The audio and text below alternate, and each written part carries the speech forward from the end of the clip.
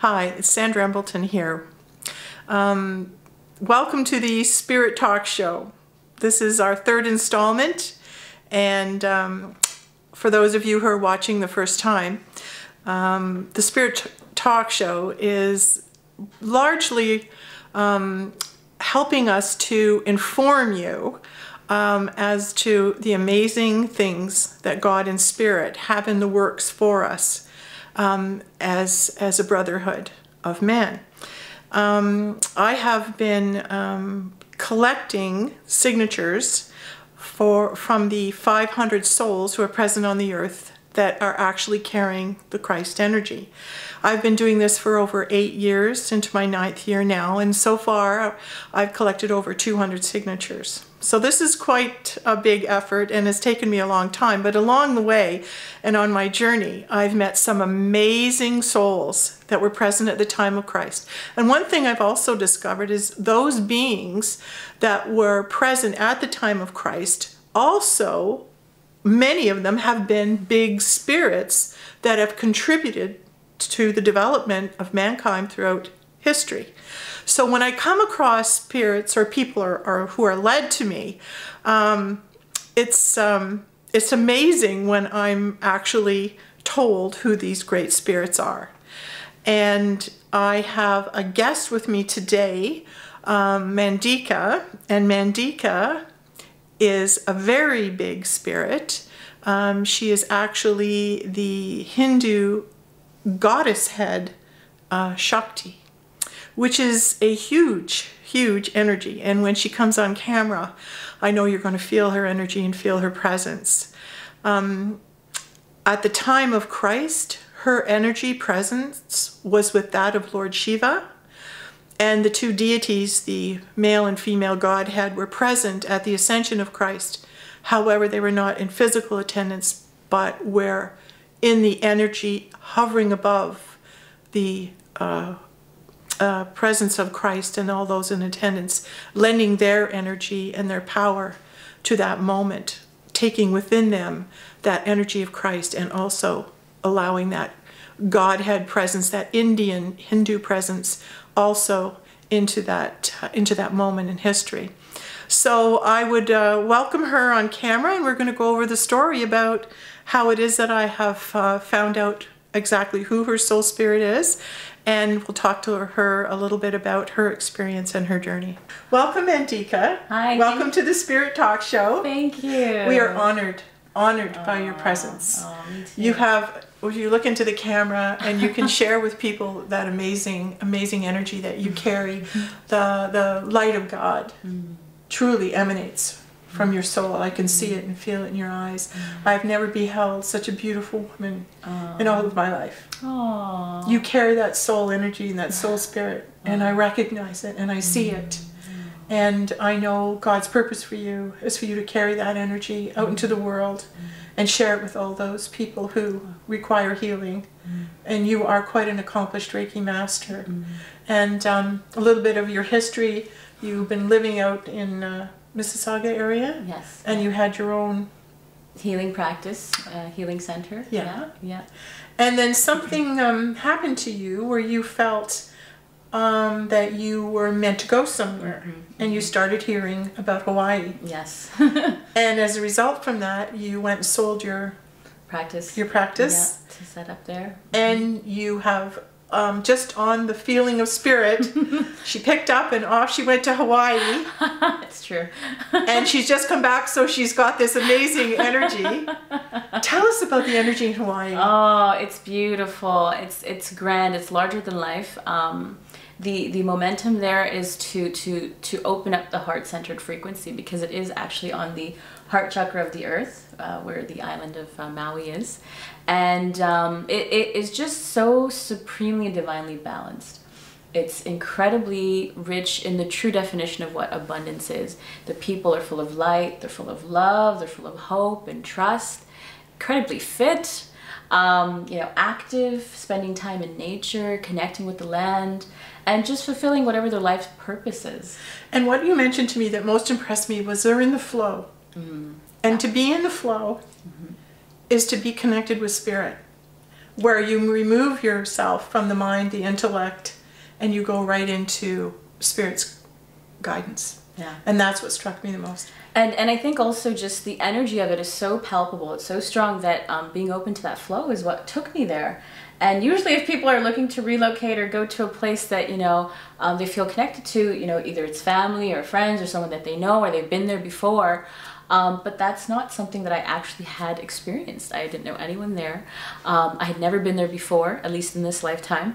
But I knew that I had to pick up and go, but it wasn't just a matter of, you know, leaving everything here. It was a matter of tactfully wrapping up frequencies and energies here that may have been holding me captivated, and just allowing myself to cut those cords and to take as minimal of my old self, let's say, with me on this journey to really open up to that flow and just trust.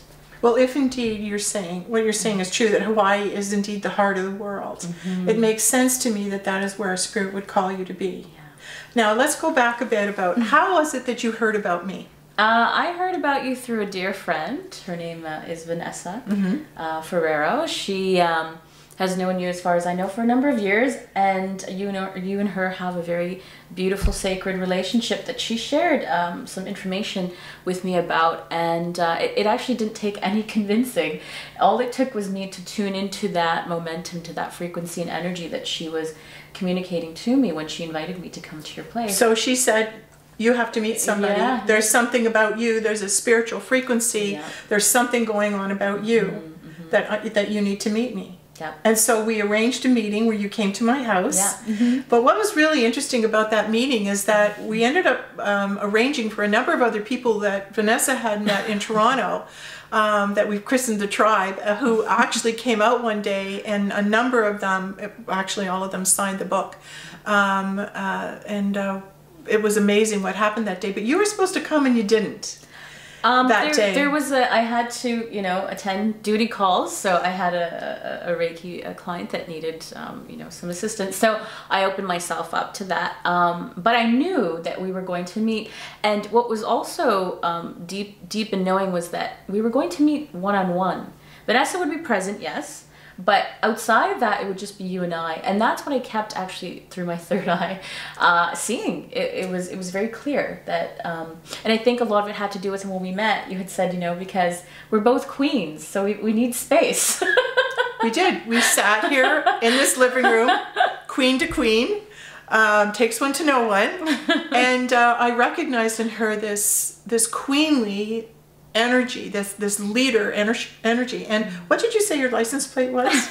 Queen M. Queen M for Queen Mandika. Queen Mandika. Yeah, there's no accidents. And you know, it's not coming from ego. It's coming from a recognition of your soul essence. And that takes a lot of courage to be able to speak up and know who you are, and then have the power to back it and be who you are.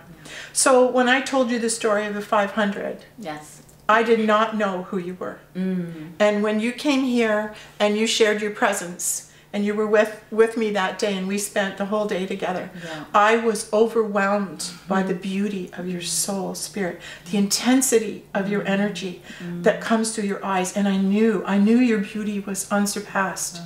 And so because of that, I went, something's big about her energy. Something's big about her energy. And then I started hearing from higher self, from God, well, this is Shakti. Now, why would that be so important that you are Shakti? Who is Shakti to the world? Shakti is Lord Shiva's female half. She is the essence of Lord Shiva in female form. She is the yin to his yang, so to speak, right? As above, so below. And she's the recognition of divine balance. When Shiva has his female counterpart in complete unison with him, he is supremely divinely balanced. And Shakti means energy, right? So, and energy is everything. Coincidentally, at the same time that, because there are no coincidences, everything happens for a reason. At that time, you had met in your acquaintance a gentleman named Brian, who you had felt drawn to.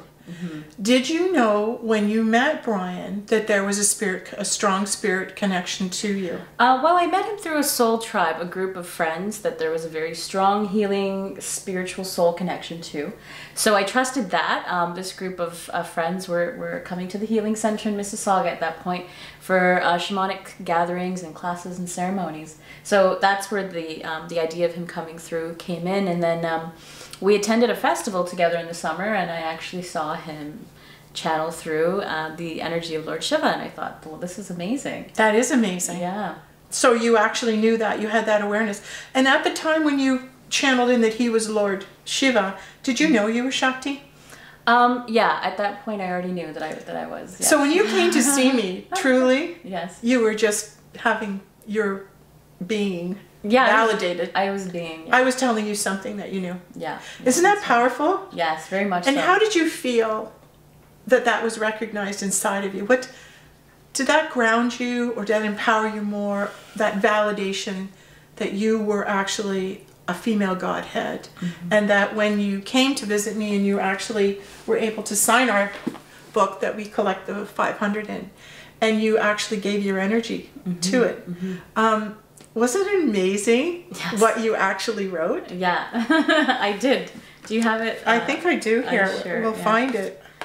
I remember drawing the mountains, which to me are the representative of Lord Shiva and Shakti, the crown of their energy, the frequency coming together, like side by side one another.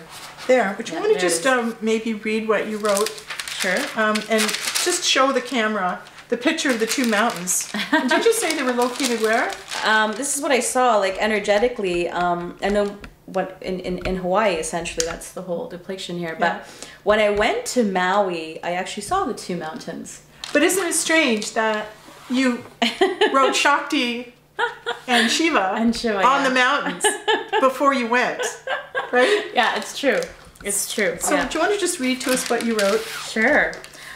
This is Jesus, my love, my savior, my warrior, my God, my light.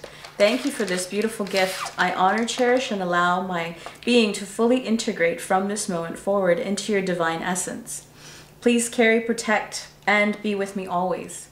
I love you with every breath I take, and I know that you are exactly who I am.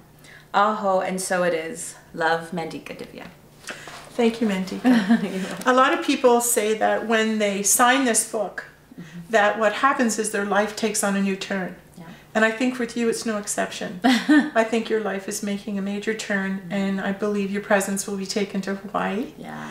And I would like to take this opportunity to wish you the best of luck on your endeavors. And I also would like to, just before we sign off, just thank you so much for your presence on the show today, but moreover for putting your presence in that book. Because the idea behind that book is that God has asked me to collect the energy, the Christ energy that exists in those souls who carry the energy of Christ on earth. And your energy, my dear, was a God energy that entered into that book that will help to lift us all as a race into higher vibrational frequencies. And isn't that what we really want? That's what we're here to do, yes. Yes, to help us all move forward. Yeah. So this is Sandra Embleton thanking my guest Mandika. Thank you so much. And we sign off for another episode of the Spirit Talk Show. Stay tuned. Take care, guys.